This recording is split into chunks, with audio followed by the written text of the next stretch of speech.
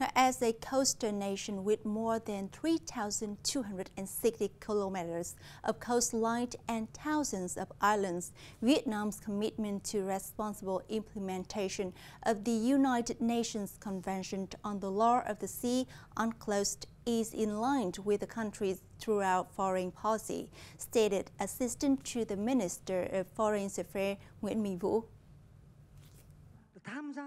Speaking at a ceremony in Hanoi on December 10th to mark the 30th anniversary of the convention coming into effect, Assistant to the Minister of Foreign Affairs Nguyễn Minh Vũ affirmed that with the motto of upholding the rule of law, Vietnam continues to advocate for the peaceful settlement of disputes in accordance with international law, including UNCLOS. Vũ underlined that with 170 member states today, UNCLOS has become one of the most important legal documents and the most significant achievements in international law of the global community in the 20th century. The official highlighted Vietnam's remarkable progress in addressing maritime boundary issues with its neighbors.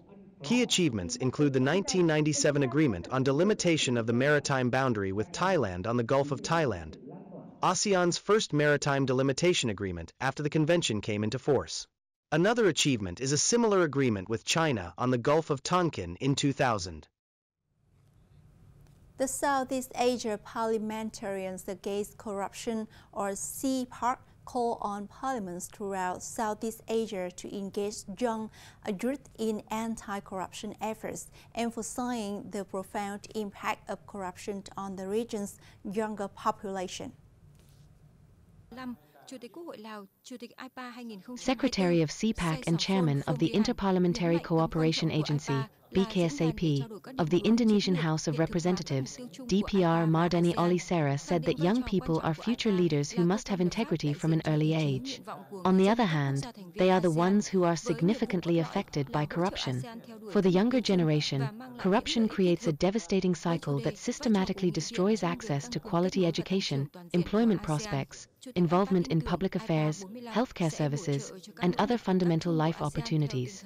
He noted that ASEAN projects the region's youth population to constitute 1/3 of its total inhabitants, with projections indicating a demographic peak of approximately 220 million young people by 2038. With a huge population, the demands of young people for an appropriate, clean, and targeted budget with adequate policies are reasonable, Sarah said. Now, after 4 days of competitions, the Vietnamese taekwondo athletes ranked first of the Vietnam 2024 Asian Open Police Taekwondo Championships with 37 gold, 36 silver, and 33 bronze medals. Taekwondo athletes from the Vietnam Public Security Sports Association took the lead in the Vietnam 2024 Asian Open Police Taekwondo Championships with 37 gold, 36 silver, and 33 bronze medals, followed by Indonesia and Cambodia. Over 2,000 individuals comprising officials, athletes, and 29 sports delegations joined the event. The Vietnamese athletes competed in 2 competition categories of the Vietnam 2024 Asian Open Police Taekwondo Championships and the Asian Police Taekwondo Festival, including antagonism and Pumsi A.B. Tourism insiders gathered at the first UN Tourism Conference on Tourism for Rural Development in the Central Province of Quảng Nam on December 10, highlighting the significance of rural tourism to sustainable development. Over the past years, tourism has bolstered socio-economic development and economic restructuring in Vietnam's rural areas while preserving ecological landscapes and cultural heritage and narrowing income disparities between rural and urban regions. Boasting a kaleidoscope of cultural traits and rich natural resources, the country has developed distinctive agricultural and rural tourism products that attract large numbers of visitors. Meanwhile, rural tourism has been an important catalyst for agricultural and rural development through livelihood transformation, stimulation of agricultural product consumption, maintenance of traditional crafts, and development of local staples, according to Phong. UN Tourism Executive Director Zaritza Jurasevic affirmed that the conference was a milestone of the UN tourism in seeking ways to build and popularize rural tourism products, adding the event also underscored the organization's commitment to rural tourism as a fundamental platform for sustainable global tourism development.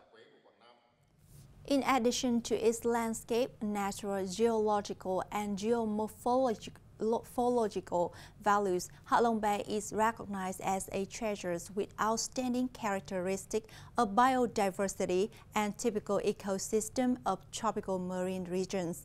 Therefore, the conservation and sustainable development of the values of the World Natural Heritage Site of Ha Long Bay is essential.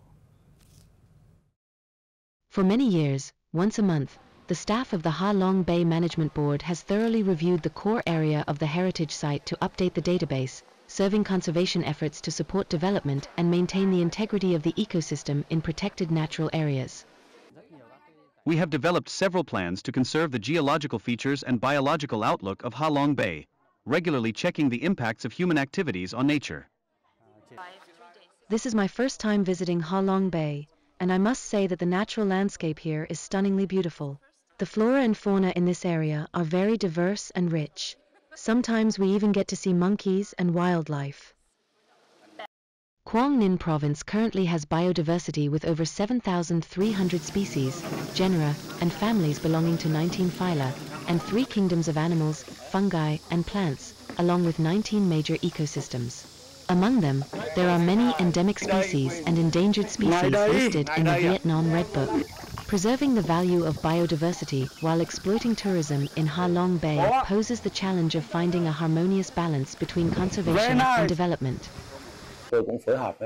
We are coordinating with relevant departments to build a proposal to conserve the values of this World Heritage Site, in which thorough research is being conducted to ensure a balance between promoting tourism and preserving the flora and fauna here. To effectively conserve the biodiversity values of Ha Long Bay, a proposal to establish a Ha Long Bay Nature Reserve according to Nature Reserve criteria is being developed by the Management Board.